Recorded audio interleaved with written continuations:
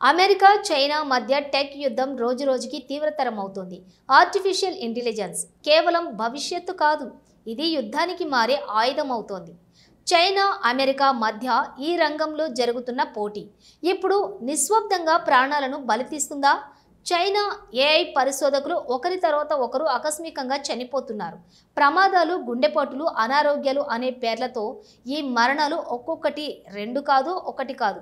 ముఖ్యంగా కృత్రిమ మేధ అంటే ఆర్టిఫిషియల్ ఇంటెలిజెన్స్ రంగంలో ఈ పోటీ పిక్స్కి చేరుకుంది. అమెరికా ఏఐ రంగాన్ని దిగుబడి చేయడానికి చైనా డీప్సీక్ లాంటి ప్రాజెక్టులతో వస్తోంది. కానీ ఈ పోటీ వెనుక మరొక బహిరంగ రహస్యం బయటపడుతోంది. చైనాలో ప్రముఖ ఏఐ శాస్త్రవేత్తలు ఒకరికొకరుగా ఆకస్మికంగా మరణిస్తున్నారు. ప్రమాదాలు, అనారోగ్యం పేరుతో ఈ మరణాలు జరిగాయి అంటున్నారు. కానీ అసలు కారణాలు మాత్రం ఎవరికీ తెలియటం లేదు. 2022 నుంచి 2025 మధ్య కాలంలో అనేక మంది టాప్ శాస్త్రవేత్తలు చనిపోయారు. వీరిలో ఎక్కువ మంది అమెరికాలో చదివి అక్కడే పనిచేసి చైనాకు తిరిగి వచ్చి అక్కడ ఏఐ రంగంలో కీలక పాత్ర పోషిస్తున్న వారే. సన్జియాన్ మైక్రోసాఫ్ట్లోని పనిచేసిన టాప్ రీసెర్చర్ 2022లో బీజింగ్లోని ఆకస్మికంగా చనిపోయారు. వయసు కూడా 45 ఏళ్లు మాత్రమే. ఫెంగ్యాంగ్ చైనా రక్షణ రంగంలోని పనిచేసిన ఏఐ నిపుణులు 2023లో మృతి చెందారు. టాంగ్ జియానో హాంకాంగ్లోని చైనీస్ యూనివర్సిటీలో ప్రొఫెసర్, సైన్స్ టెక్నాలజీస్ వ్యవస్థాపకుడిగా పేరు పొందారు. అనారోగ్యంతో చనిపోయారు అన్నారు, కానీ స్పష్టత లేదు. హేజీ హెల్త్ కేర్ రంగంలోని ఏఐను తీసుకువచ్చిన ప్రముఖ శాస్త్రవేత్త గుండెపోటు కారణంగా చనిపోయారని ప్రకటించారే గాని ఆయన వయసు 41 మాత్రమే. క్వాన్ యాహూన్ ప్రపంచంలోని అత్యంత ప్రతిభావంతమైనటువంటి శాస్త్రవేత్తలలో ఒకరిగా నిలిచిన ఈయన 39 ఏళ్లకే మరణించారు. ఇవన్నీ ఊహించని మరణాలే, అది 3 సంవత్సరాల్లోనే. ఎందుకింత వేగంగా, ఎందుకింత త్వరగా? ఇది సహజమా లేక అనుమానాస్పదమా? ఏఐ రంగంలో చైనా వేగంగా ఎదుగుతోందన్నది నిజమే, కానీ అదే వేగం అక్కడి శాస్త్రవేత్తలపై ఒత్తిడికి మారుతోందా?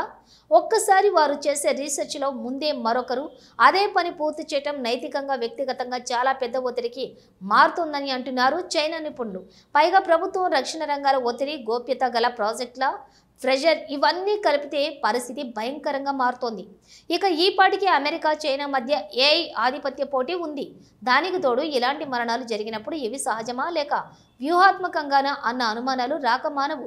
ఇటీవల అమెరికాలో కూడా ఒక భారతీయ యువ శాస్త్రవేత్త అనుమానాస్పద పరిస్థితిలో చనిపోయారు. ఆయన పేరు అర్దస్ కుమార్ శర్మ. ఎంఐటీలో research scholar, artificial intelligence, data protection వంటి సెన్సిటివ్ రంగాల్లో పనిచేస్తున్నారు. 2024 నవంబర్లో ఆయన ఆకస్మికంగా మరణించారు.